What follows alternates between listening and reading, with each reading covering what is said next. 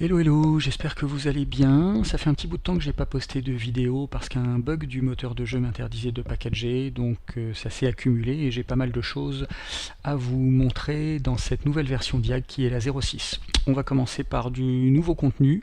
J'ai ajouté un certain nombre d'équipements, donc vous avez par exemple un plateau complet, je vais prendre un peu d'altitude, un plateau complet de boucliers celtes et romains qui sont très très beaux. Vous avez également des armes, des nouvelles épées. Un plateau très intéressant, c'est le plateau des outils qui permet de customiser des NPC ou des personnages non combattants. Donc vous avez de quoi faire du paysan, du cuisinier, du pêcheur, une lance de pêche, un filet de pêche, une fourche, un balai. Voilà, donc de quoi faire du NPC tout à fait sympa. Et puis il y a pas mal d'autres armes, des arcs, des lances et tout qui sont arrivés dans les différents plateaux, c'est disséminé un peu partout. Je vous fais pas voir ça tout de suite. On a des nouvelles créatures qui sont arrivées également. On a une petite licorne qui est absolument magnifique, ses animations sont très réussies. On a un Pégase un peu plus lourd qui peut également servir de licorne. Vous voyez que chaque créature arrive avec son ensemble de variations. On a enfin un espèce d'esprit des forêts qui pourrait servir d'invocation, de divinité, qui est décliné également en 4 couleurs. Et puis pour terminer, j'ai intégré 2 nouvelles animations à YAG. Une animation spécifique pour les lances, on va essayer de se positionner voilà, correctement pour qu'on voit la fille ici. On va aller chercher les dés. Vous voyez que pour déclencher son animation, je vais la faire attaquer. Et donc j'ai désormais une animation qui est spécifique aux lances. Vous voyez que là, elle a déclenché son anime. Alors la main gauche n'est pas parfaitement alignée avec la lance, mais comme c'est la seule animation que j'ai trouvée, et ben, ça fera l'affaire. Et puis quand un personnage est équipé d'un instrument de musique, ça déclenche une petite danse, vous voyez, voilà. Donc c'est cosmétique, mais ça permet de personnaliser un petit peu les persos, et donc c'est toujours bienvenu. Voilà, on va s'éloigner un petit peu, on va virer les dés et les personnages, on n'en aura plus besoin pour passer à la partie suivante de la vidéo dans laquelle je vais vous présenter la nouvelle interface des donjons qui contient toujours les paramètres qui étaient présents dans l'interface précédente, mais qui contient en prime cette fois-ci des boutons de présélection qui permettent, vous voyez, de pré-remplir les paramètres ici, et donc d'obtenir des donjons d'un certain type rapidement et en un clic. Donc par exemple, si je veux obtenir une route ou une rivière, je vais vous faire une rivière, tiens, donc je sélectionne le donjon en forme de route, je prends un thème de rivière, et puis on va la laisser comme ça, on va laisser l'extérieur comme ça, et vous voyez que très vite on obtient une rivière. Alors là, sur du plat, c'est pas forcément spectaculaire, mais vous mettez une petite forêt autour et vous vous retrouvez très vite avec une jolie rivière en forêt. On peut évidemment, toutes ces présélections sont bien sûr des points de départ, ça veut dire qu'on peut complètement les modifier. Alors c'est pas ça que je voulais faire, c'est la largeur des couloirs ici. Si par exemple je veux élargir un petit peu la forêt, tiens, hop, j'ai plus mon clavier, comment ça se fait? Ah, repasse ici, voilà. Hop, si je veux élargir un petit peu la forêt, vous voyez que elle est plus large d'un seul coup.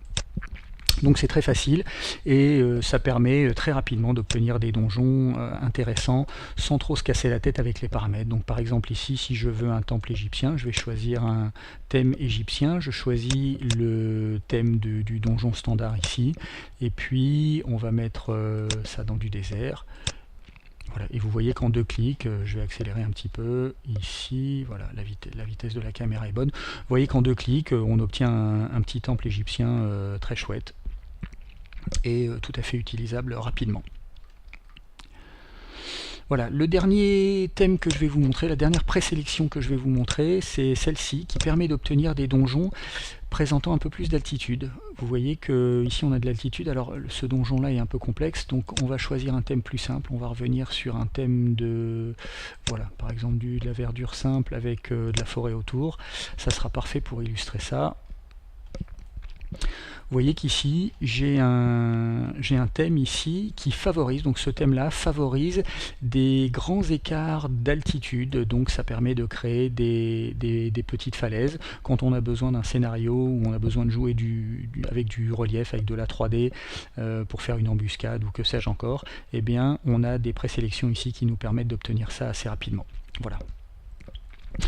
C'est tout pour la présélection des donjons, enfin il y en a plein d'autres mais je ne vais pas vous les faire voir. Par contre je profite que je suis sur cette petite forêt là pour vous faire voir un nouveau gadget qui est également purement cosmétique mais qui est la modification du vent. Donc on a le droit de modifier la force, la direction et la vitesse du vent. Alors en fait force et vitesse ça correspond simplement à l'amplitude et à la vitesse de l'animation des arbres, hein. Donc ça n'impacte que les arbres, ça n'a aucun impact sur le reste du jeu, donc c'est vraiment comme je disais purement cosmétique. Donc vous voyez si je mets un plus gros paramètre ici d'un seul coup la tempête se lève sur le décor et ça peut permettre de donner une ambiance. Voilà. Donc on va remettre la valeur par défaut, les arbres vont se calmer et on va passer à la dernière partie de la vidéo que je souhaitais vous faire voir, qui est la gestion automatisée, pas automatisée, la customisation des dés. Pour ça, je vais avoir besoin de D12, on va se préparer tout de suite des D12, on va se préparer des D6. Voilà, 5D12, 5D6, ça va être parfait. Donc là, je suis en mode par défaut, et si je lance des dés, je vais ralentir un petit peu, voilà, je suis encore un peu rapide. Hop, voilà, ça serait la bonne vitesse pour aller voir les dés. Donc là, vous voyez que j'ai des dés qui sont tout à fait standards, qui sont les dés par défaut de YAG. Les options qui existaient sont toujours disponibles, mais elles fonctionnent sur une base totalement différente. Par exemple, vous voyez ici le D10, on va supprimer ces dés-là. Le D10 ici, quand il affiche un 0, c'est compté comme un 0. On va passer ici, voilà. Vous voyez ici que le D10 affiche un 0. Si je passe ici sur une option D10, eh bien le dé va désormais afficher un 10 à la place du 0. Donc ça modifie non seulement les valeurs des dés, mais également leur affichage. Et dans la mesure où on peut maintenant modifier leur affichage, on peut par exemple utiliser des D6 avec des points. Donc vous voyez qu'ici maintenant tous mes D6 sont des dés à points. Donc ça c'est cosmétique, mais il y a des gens qui peuvent préférer. Mais surtout l'intérêt c'est que ça permet de faire des dés totalement personnalisés. Donc par exemple j'ai préparé ici, vu qu'on est en train de faire une campagne anneau unique, un jeu de dés pour Thor, The One Ring, anneau unique. Et vous voyez qu'ici les D12 et les D6, c'est pour ça que je les avais préparés tout à l'heure, présentent les figures standard des dés Tolkien. Donc vous avez un D12 avec une rune de Gandalf et puis un œil de Sauron, et vous avez un D6 qui présente un Tengwar. Et quand on les jette, eh bien vous voyez que ici on a fait un Sauron, ça nous l'affiche, donc on a le détail des dés qui s'affiche désormais. On a ici un œil de Sauron et puis deux Tengwar, le deuxième doit être planqué derrière. Voilà. Alors c'est intéressant parce que ça permet vraiment de faire absolument ce qu'on veut, et en particulier j'ai également préparé un thème de dés pour l'état fatigué, l'état de fatigue, où cette fois-ci on a des D6 qui présentent trois faces avec des zéros. Alors ça se voit peut-être mal ici, je vais essayer de refaire un deuxième jet, voir si j'ai plus de chance, sinon on n'insistera pas. Voilà, ici c'est parfait. Vous avez un D6, vous voyez que le D6 ici que j'ai préparé, j'ai remplacé les faces 1, 2 et 3 par des 0, et je fais afficher une fatigue. Donc maintenant, vous voyez qu'ici sur mon jet de dés, sur les 5 dés, j'ai 2 jets qui sont affichés comme de la fatigue et qui compteront pour 0 dans le total. Donc c'est vraiment très pratique. Et bien sûr, quand on en est à modifier les textures des dés, on fait vraiment ce qu'on veut. Donc j'ai préparé un petit dé 6 Lovecraftien. Pour ça, pour vous le faire voir, on va lancer 5d6 plus 5d6 plus 5d6 ici. Et on va faire la même chose ici. Je sépare je mets pas directement 15d6, je mets 3 x 5 pour qu'on puisse bénéficier des 3 couleurs différentes. De cette façon, on va avoir un plateau qui va contenir 30 dés, mais avec toutes les couleurs. Donc ça permettrait de voir, ça permettra de voir les dés ici. Voilà. Donc vous voyez que j'ai ici, je me suis fait un petit D6 totalement customisé qui contient des figures que j'ai récupérées sur le net. Voilà. Alors maintenant, très vite, comment ça fonctionne? Et vous voyez au passage que l'affichage que j'ai customisé, il m'affiche là sur mon jet de dés, j'ai fait deux Cthulhu, des tentacules, un Shoggoth, un Dagon, un Lovecraft, etc. Voilà. Donc comment ça fonctionne? Vous allez voir que c'est très simple. Pour vous faire voir ça, on va repasser en mode fenêtré. 1600 par 1009, ça sera très bien. On vire le full screen. Hop. Voilà. En fait, le texte qu'on écrit là-dedans, c'est le nom d'un sous-répertoire, d'un répertoire de travail de YAG. Donc désormais, vous savez qu'YAG travaille dans Document My Games YAG, petite visite rapide, on a un répertoire serveur, un répertoire client, et ce répertoire client qui contient toutes les sauvegardes locales contient désormais un répertoire qui s'appelle Dice Properties, lequel contient des sous-répertoires qui contiennent eux-mêmes les dés customisés. Donc typiquement pour le dé à points par exemple, vous voyez qu'il y a simplement une texture avec des dés à points, donc c'est toujours blanc sur fond noir, et puis il y a un petit fichier texte qui permet de dire voilà la nouvelle valeur du dé, donc là ça correspond parce que le 5 vaut toujours 5, mais ça peut se changer, et voilà ce qui sera affiché. Donc quand je demande un D6, l'affichage ici sera celui qui est dans ce fichier texte. Donc typiquement pour le petit dé Lovecraftien, bah, qu'est-ce que j'ai fait? J'ai été récupérer des textures sur le net, je les ai collées en carré comme ça.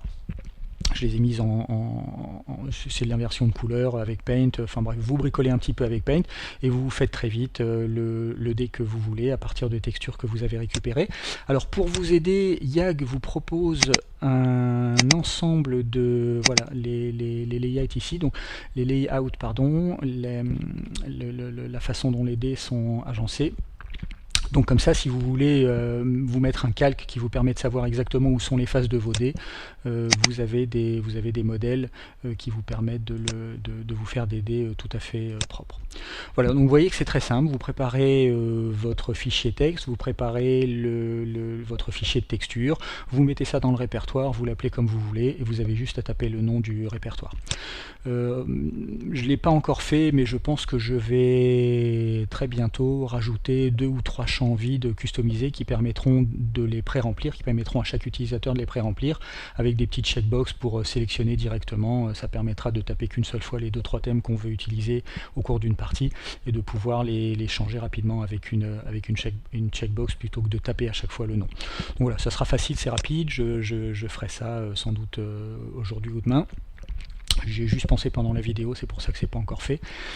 Voilà, je crois que c'est tout ce que je voulais vous montrer, donc j'espère que ça vous a plu. Vous voyez que les dés, c'est difficile de faire plus simple, hein. Vous créez un répertoire, vous mettez une texture et un fichier texte qui contiennent uniquement les modifications que vous voulez faire, tout le reste sera pris par défaut, et ensuite vous tapez simplement le nom du répertoire.